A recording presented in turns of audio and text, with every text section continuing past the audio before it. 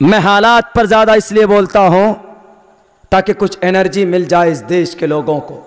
کیوں لوگ بولنے سے ڈرتے ہیں حالات پہ کہ نہیں ہمارے ہاتھ میں ہتھ کڑی لگ جائے. ہم نے کہا ہاتھ میں ہتھ کڑی لگے گی، لیکن جب میری تقریر کو لوگ سنیں گے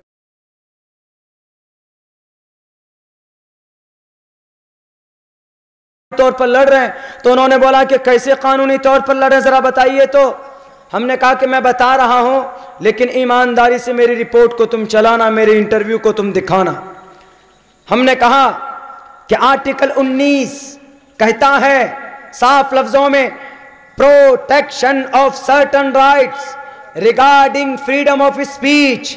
اگر میں کچھ کہنا چاہتا ہوں تو ہندوستان کے سمویدھان کا آرٹیکل 19 کہتا ہے کہ میں کہہ سکتا ہوں، ہر ایک ناگرک کہہ سکتا ہے، بول سکتا. ہم نے کہا کہ آرٹیکل 19 کا اے کہتا ہے freedom of speech and expression, ہم اپنی سوچ رکھ سکتے ہیں. آرٹیکل 19 کا بی کہتا ہے ٹو اسمبل پیسیبلی وداؤٹ آرمز، آدمی کو جمع ہونا، پروٹیسٹ کرنا گورنمنٹ کے اگینسٹ میں، موجودہ سرکار کی غلط نیتی کے خلاف. یہ ہر ہندوستانی کا ان کا مول ادھیکار ہے، ان کا بنیادی حقوق ہے. ہم نے کہا کہ فنڈامنٹل رائٹ، جانتے ہو اس کا مطلب کیا؟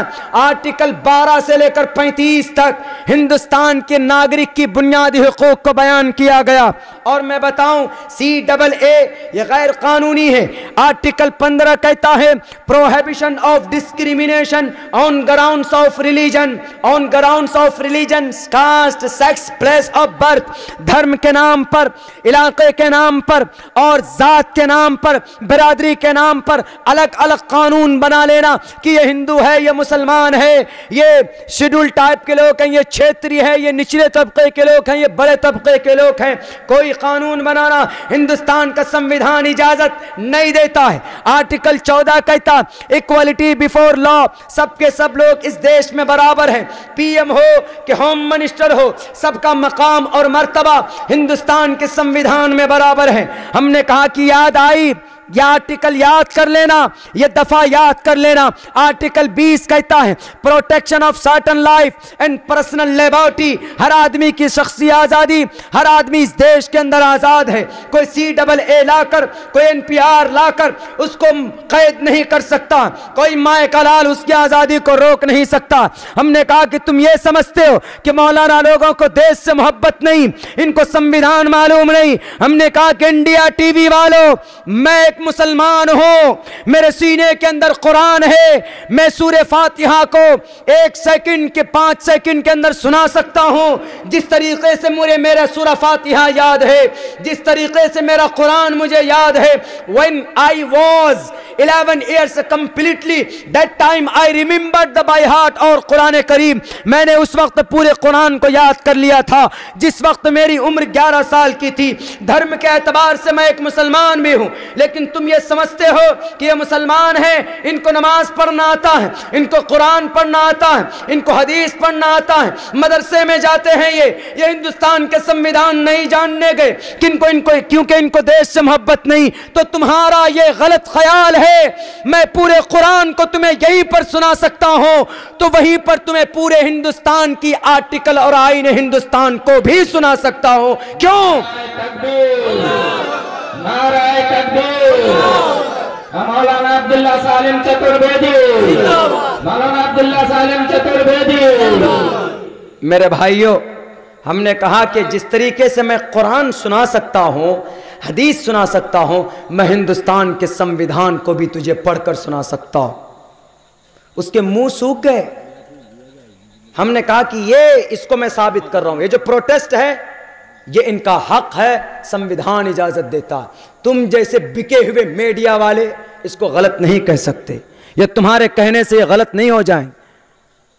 وہ تو انٹرویو میرا چلایا ہی نہیں ڈر سے. کیوں؟ صحیح بات ہم نے کہہ دی تھی. ابھی ہم یہاں جہاد کی اگر بات کریں تو اس کو چلا دیں گے کہ مولانا عبداللہ دیکھو جہاد میں بھڑکا رہے.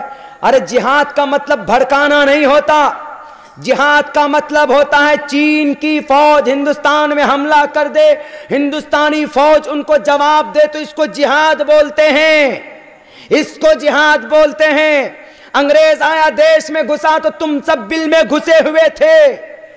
جہاد کا فتویٰ کون لگایا تھا؟ ٹوپی داڑھی والا مولانا شاہ عبدالعزیز محدث دہلوی. اس کو جہاد بولتے ہیں بے غدارو. ابے نیوز رپورٹر کے جھوٹے دلالو، گودی میڈیا والو، ان کی غلامی مت کرو، صحیح رپورٹ پیش کرو لوگوں کے سامنے. جہاد کا مطلب دشمن کا خاتمہ، دشمن سے مقابلہ کرنا ہوتا ہے.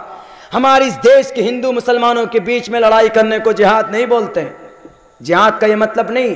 جہاد کا مطلب دشمن تلوار رکھ دیں تو اس کی تلوار سے اس کی گردن کو اڑا دینا، اس کو جہاد بولتے ہیں. اس کو جہاد بولتے ہیں. جہاد کا یہ مطلب تھوڑے کہ بیچارہ یہاں بیٹھا ہوا سڑک کے کنارے جا کر تھپڑ لگا دو مار دو، یہ جہاد تھوڑی. ایک بیچارہ نماز پڑھنے جا رہا تھا، آپ ٹوپی داڑھی دے کر کے جے بھارت ماتا کی جے مارو اس کو، یہ جہاد تھوڑی. یہ بھارت ماتا کی جے تھوڑی، یہ بھارت ماتا کی جے نہیں، یہ بھارت ماتا کی یہ بے عزتی ہے. میں حالات پر زیادہ اس لیے بولتا ہوں تاکہ کچھ انرجی مل جائے اس دیش کے لوگوں کو. کیوں لوگ بولنے سے ڈرتے ہیں حالات پہ کہ نہیں ہمارے ہاتھ میں ہتھ کڑی لگ جائے. ہم نے کہا ہاتھ میں ہتھ کڑی لگے گی، لیکن جب میری تقریر کو لوگ سنیں گے، میری اسپیچ کو لوگ سنیں گے، ہندو بھائی بھی سنتے ہیں تو دعائیں دیتے کہ مولانا اس طریقے سے بات کرنے والے جلدی آگے میدان میں نہیں آتے، چونکہ وہاں پر لوگ اندر ڈالنے کی کوشش کرتے ہیں کہ اچھا یہ زیادہ حق بولتا ہے، یہ زیادہ سمویدھان کی بات کرتا ہے، یہ زیادہ ہندو مسلم اتحاد کی بات کرتا ہے، اس کو اندر ڈالو. یہ زیادہ شاہین باغ کی تعریف کرتا ہے. ہم نے کہا کہ ان لوگوں سے کہہ دینا جو ماتھے میں تلک لگا لگا کر دیش کے ساتھ اور دھرم کے ساتھ غداری کرتے ہیں، یہ مائیں ہیں، بہو بیٹیاں ہیں. اور جب عورتیں میدان میں آ جاتی ہے، عورتیں جب میدان میں آ گئی تو سمجھ لیجئے کہ انقلاب پیدا ہوگا. کیوں؟ ایک واقعہ سناتا ہوں مختصر سے وقت میں، پھر میں اپنی جگہ لیتا ہوں. 1:30 بج گیا میری، میں پتہ نہیں کیسے بول رہا ہوں. یہ شاید ڈر ہے تجمل حسین صاحب بھائی کا، آپ لوگوں کی محبت کا کہ آپ لوگ ابھی تک بیٹھے ہیں تو میں بول پا رہا ہوں. کل گزشتہ رات میں 4 پروگرام کر کے تب ہم گئے، پھر تھوڑا آرام کیا. 4 بجے پھر گاڑی لی، پھر فوراً پہنچے آپ کی یہاں آنے کے لیے ٹرین پکڑی ہم نے کل شام تک بھی تجمل بھائی سے کہا کہ اس بچے پر رحم کھاؤ، پروگرام کینسل کر دیجئے. آپ 11-12 کو رکھ لیجئے، 16-17 کو رکھ لیجئے، میری جان میں جان آ جائے گی. انہوں نے کہا نہیں کہ آپ کو آنا ہے تو آنا ہے. تو خیر آنا پڑا، شیڈول ہوتا ہے، طے ہو گیا. تو اب چونکہ اتنا بڑا پروگرام ہے، دعوت بھیجے ہوئے ہیں، پنڈال وغیرہ ہے، میڈیا والے صاحب انہوں نے بھی ذہن بنا لیا کہ عبداللہ صاحب کی پروگرام کو کور کرنا. بہرکیف ہم آئے، تھکے ہوئے ہیں، زیادہ دیر تک بات ہوگی نہیں، لیکن ایک واقعہ بتا دیتے ہیں. ایک کسی زمانے میں سب سے پہلے بہت بڑا راکشس تھا، راکشس شیطان. اس نے لوگوں کو بڑی تکلیفیں دی. تو جو اس وقت کے خدا تھے کون؟ برہما جی، وشنو جی، شیو جی. انہوں نے اس کو مارنا چاہا، اس راکشس کو تو نہیں مار پائے. ان کی طاقت زیادہ تھی، ان کی طاقت کم تھی. تو انہوں نے سوچا کیا کیا جائے. تو انہوں نے ایک مراقبہ کیا، مراقبہ. بیٹھنے کے بعد دھیان دیا تو ایک طاقت، ایک عورت پیدا ہوئی. اس عورت کا نام تھا بھگوتی ماں. تو اب برہما جی سے پوچھا بھگوتی ماں نے کہ کیا بات ہے برہما جی، آپ تو خدا ہیں، کیوں مجھے پرکٹ کیا؟ ایک شکتی پیدا ہوئی، اس شکتی کا نام بھگوتی ماں، عورت کی شکل میں آئی. انہوں نے کہا کہ ہم برہما، یہ وشنو ہے، یہ شیو ہے. برہما میں پیدا کرتا ہوں، یہ شیو ہے، یہ مارتا ہے، یہ وشنو ہے، یہ پالتا ہے لوگ. یعنی تینوں بڑے خدا ہیں. انہوں نے کہا ہم تینوں بڑے پرمکھ چودھری یہیں پر ہیں، لیکن یہ جو درگم ہے، راکشس ہے، درگم نام تھا، ہم لوگ اس سے عاجز آ گئے. یہ کبھی CAA لے آتا ہے، کبھی NRC لے آتا ہے، کبھی NPR لے آتا ہے لوگوں کو پریشان کرنے کے لیے. تو کیا کریں؟ انہوں نے کہا کوئی بات نہیں، میں نمٹا دوں گی. انہوں نے کہا چلو میں شاہین باغ لاتی ہوں، شاہین باغ وجود میں لاتی ہوں. انہوں نے کہا اچھا تو ٹھیک ہے، آپ پروٹیسٹ شروع کرو. پروٹیسٹ شروع ہوا. کچھ دنوں کے بعد بھگوتی ماں نے CAA NRC NPR کے قانون کو بدلنے پر مجبور کیا. اور کیا نہیں بلکہ اس وقت کا جو درگم راکشس تھا، اسی بھگوتی ماں نے دریتی لے کر، ڈبیا لے کر، داؤں لے کر اس درگم راکشس کے سر کے ٹکڑے کر دیے اور برہما جی کے سامنے آ کر بولی بھگوتی ماں کہ اب سکون سے رہیں گے نا لوگ، اب CAA پیار ختم کر دیا میں نے شاہین باغ کے ذریعے سے، اب کوئی نہیں۔ انہوں نے کہا کیسے کر لیا؟ کہا میں ایک عورت ہوں، میں نے پرچنڈکا ہوں، میں کالی ہوں، میں نے وسواسر کا بھی وناش کیا ہے، جو راون سے بھی بڑا راکشس تھا، مجھے کمزور مت سمجھنا، بڑے بڑے جلادوں کا میں نے خاتمہ کیا ہے، جو کام بڑے نہیں کر پائے وہ ایک عورت نے کر دکھایا، جیسے درگم راکشس کا وَدھ کیا تھا، تب جا کر ان کا نام پڑا تھا درگے ماتا، درگم راکشس کو مارنے کی وجہ سے نام پڑا تھا درگا ماتا۔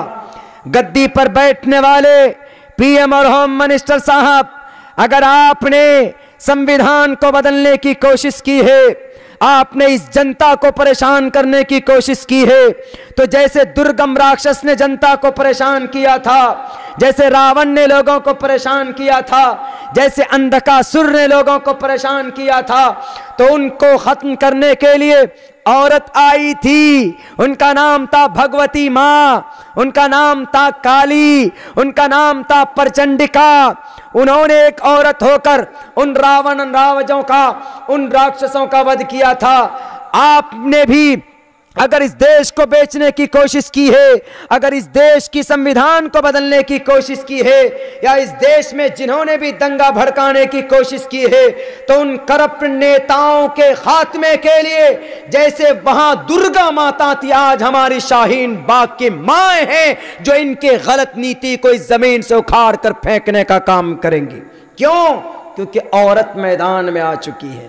جب عورت آ جاتی ہے میدان میں تو انقلاب پیدا ہوتا، پھر کوئی ان کا مقابلہ نہیں کر پاتا۔ آخر میں چلتے چلاتے میں یہ کہوں گا میرے بھائیوں، آج